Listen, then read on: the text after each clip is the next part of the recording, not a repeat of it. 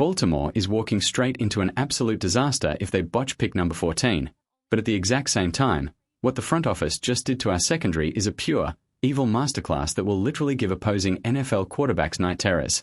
We are looking at a complete shift in how our team is built for the upcoming season. Two massive updates just dropped that dictate our entire path to the Super Bowl. On one hand, we have a free agency robbery that transforms the back end of our defense into an absolute fortress. Our defensive coordinator is out here laughing about how unfair this scheme is going to be. On the other hand, we have 11 total draft picks, and staring us right in the face is a glaring, season-ruining hole on the offensive line. If we completely blow that 14th overall pick, this entire year could go down the drain. You need to hear exactly how this puzzle fits together, because the stakes have literally never been higher. Before we dive in, smash that subscribe button if you want the fastest NFL updates on the planet. Are we seriously going to pretend that throwing 3 elite safeties on the field at the exact same time isn't going to break the league? We are about to witness an insane evolution of our defense.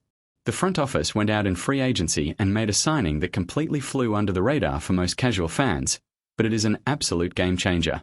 We signed Jaylinn Hawkins. Now, I know some folks might be scratching their heads, wondering how a depth piece moves the needle.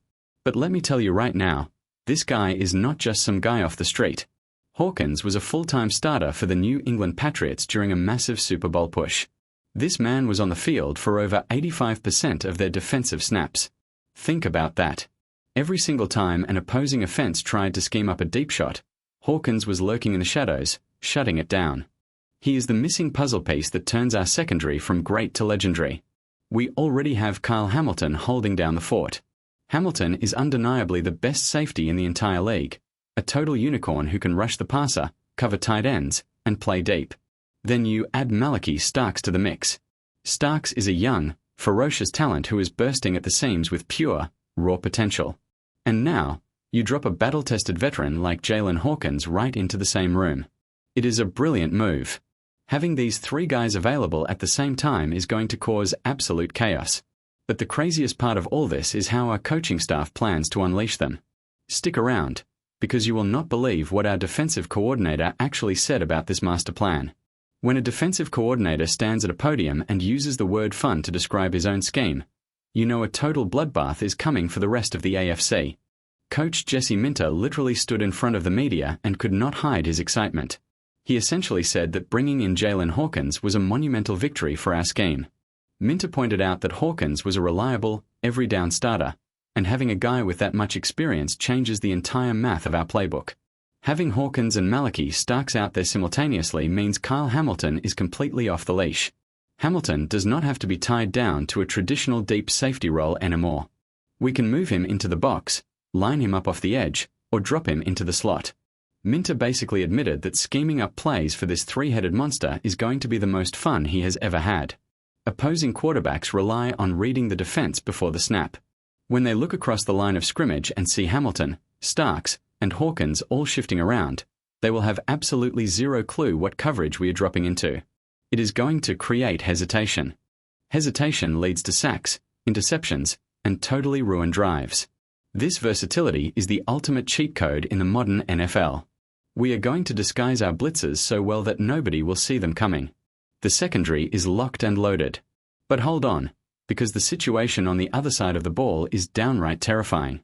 Who is the biggest threat to Lamar Jackson's safety right now? Drop a name below. Because honestly, we need to have a serious conversation about the massive, gaping hole right in the middle of our offensive line. We just lost Tyler Linderbaum. Let that sink in. We lost the heart, the soul, and the absolute anchor of our entire protection scheme. Linderbaum was the glue keeping the interior safe, and seeing him gone feels like a total betrayal to the stability we fought so hard to build. Having the most terrifying defense in the history of the sport means absolutely nothing if Lamar Jackson is running for his life 2 seconds after the ball is snapped. This is why the upcoming draft is the most critical moment of the entire decade for our franchise. We have 11 picks. 11 bullets in the chamber. That sounds amazing on paper. It sounds like an arsenal ready to reload a championship roster. But guess what? Having a ton of both of these guys have the raw power, the football intelligence, and the nasty streak required to step into Linderbaum's shoes and keep the pocket clean. The front office does not need to reinvent the wheel here. The strategy is incredibly simple. You evaluate Ioane, you evaluate Fano, you pick the best one available, and you run the draft card to the podium. There is no room for vanity picks. We do not need a flashy luxury player in the first round when our franchise quarterback is staring down the barrel of unblocked edge rushers. Address the offensive line crisis first, secure the trench, and then breathe a sigh of relief. If we get a cornerstone center at pick 14, the entire complexion of the offense changes. We can establish the run game, dominate the time of possession, and give Lamar the clean pockets he needs to throw absolute laser beams down the field. But the work does not stop in the first round. We have a ton of glaring needs elsewhere, and you will definitely want to hear who we are targeting on day 2. Once the nightmare in the trenches is solved, the second and third rounds become our playground to fix the rest of this roster. And let us be brutally honest, our wide receiver room is looking incredibly thin right now. The receiving core is practically depleted. We have to surround Lamar Jackson with dangerous weapons if we want to survive the playoff gauntlet. A team cannot survive on tight ends and checkdowns alone. We need field stretchers, we need route runners, and we need guys who can win contested catches on third down. On top of that, we have to talk about the pass rush. Yes, bringing in Trey Hendrickson was a massive move. It was a statement that we are serious about hunting quarterbacks. But you cannot rely on just one guy to generate pressure for an entire season. That is a recipe for exhaustion and late-game collapses. We need young, hungry edge rushers to rotate in, keep the veterans fresh, and terrorize the blindside when the starters need a breather. The second and third rounds are absolutely perfect for snagging these high-upside contributors. This is where DeCosta makes his money. You find a polished receiver and a relentless pass rusher here, and suddenly, the roster looks bulletproof. But wait, because the late rounds of this draft are where things get truly insane. Day 3 of the draft is a completely different animal. This is where the strategy shifts from filling immediate needs to throwing absolute darts at the board. And honestly, this is where the Ravens organization shines brighter than anyone else. We have a ridiculous amount of picks on day 3. We are talking about 4 picks in the 5th round alone. For chances to find a diamond in the rough.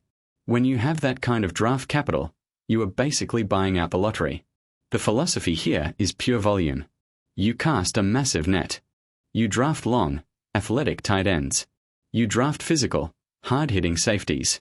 You draft guys who live and breathe special teams.